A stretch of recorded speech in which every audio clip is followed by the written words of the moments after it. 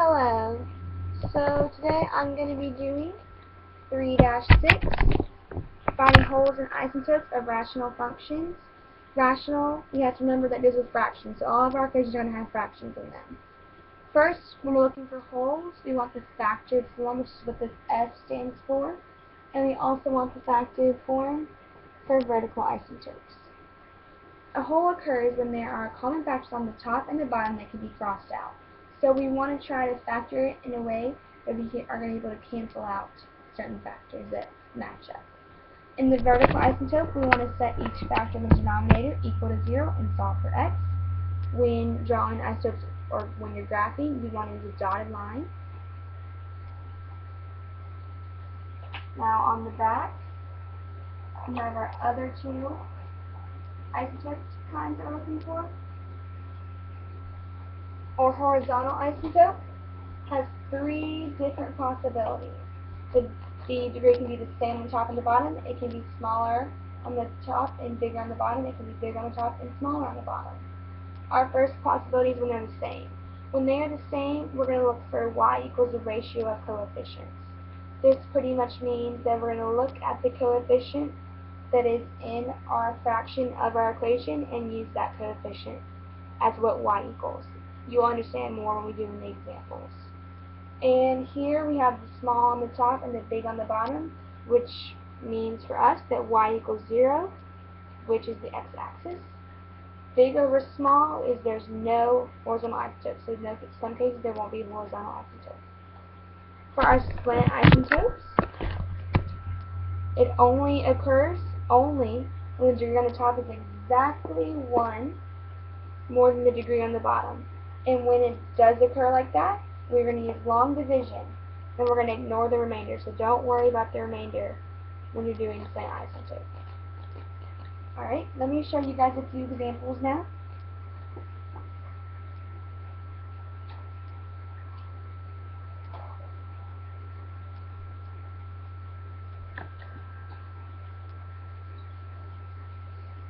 A few points I like to remember when I'm doing these problems is that not every problem is going to have all four.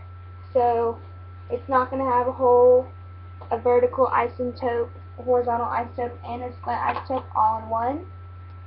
And you have to also remember that a horizontal isotope and a slant isotope cannot be together in the same problem. It's not possible for them to both be an answer. Our first problem is y equals x over x, or no, 1 minus x squared. That's our first problem. So over here, we're going to put what we're looking for. These are the four things that we are looking for now. We have to notice that there is no way there can be a common factor on the top and the bottom, so there is none for the whole. Don't ever leave these blank. Always put either none or an answer. Always have an answer for all four. And now we need to set this equal to 0. So minus 1, negative x squared equals negative 1, square root it, x equals positive or negative 1 for our vertical isotope. For a horizontal isotope, we need to compare the degrees on the top and the bottom. There's a degree of 1 on the top and a degree of 2 on the bottom, so it's small on the top and bigger on the bottom, which means that y equals 0, as said in our notes earlier. Now, we know that these cannot be together in the same problem, so we put none for slant isotope. That's our first problem. Now this next problem, number 2, a little bit more complicated with some more factoring going on. Y, some markers on that. Y equals x squared plus 3x plus 2 over x squared minus 2x minus 3. Down here, we're going to put what we're looking for.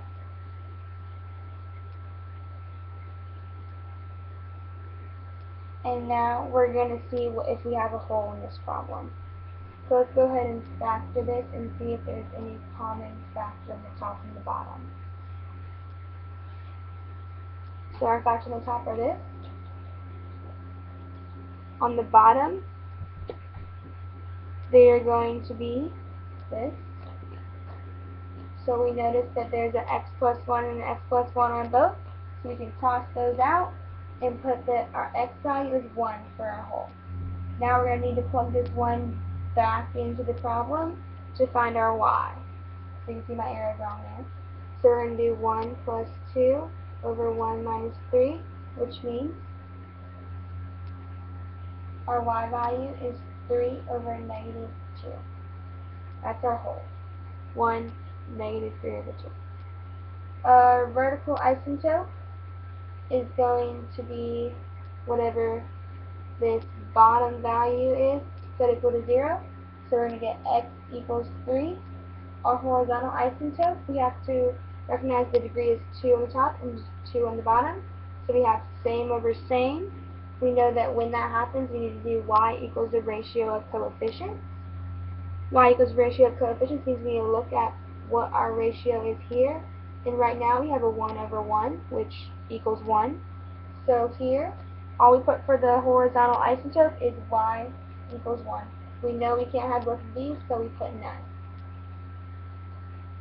Alright, one more example for you guys, and then we'll be done. Number 3 is y equals 6x minus 2 over x squared plus 5x minus 6. So let's first check and make sure there's no holes. And you can see now that there won't be able to be one because there's no way that there will be similar facts on the top and the bottom. So hole, none. That goes on matches.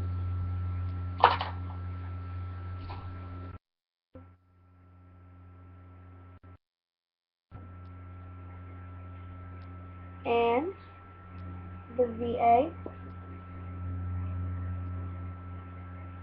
we're going to have to set this equal to 0. So x squared plus 5x minus 6 equals 0. We can factor this into x, 6 and 1. We're going to need a positive and a negative.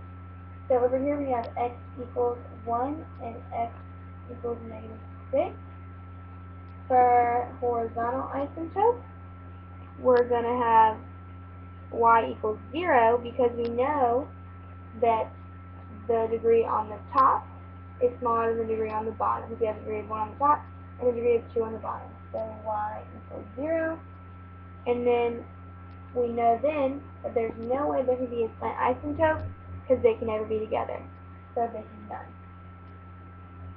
When doing these kind of problems, we have to remember that there will not always be all these and that these won't be together. And we have to remember the steps for each one that we're finding. And remember here that we're using long division and we're not worrying about the remainder. That's the main points of this 3-6 unit. Thanks for watching.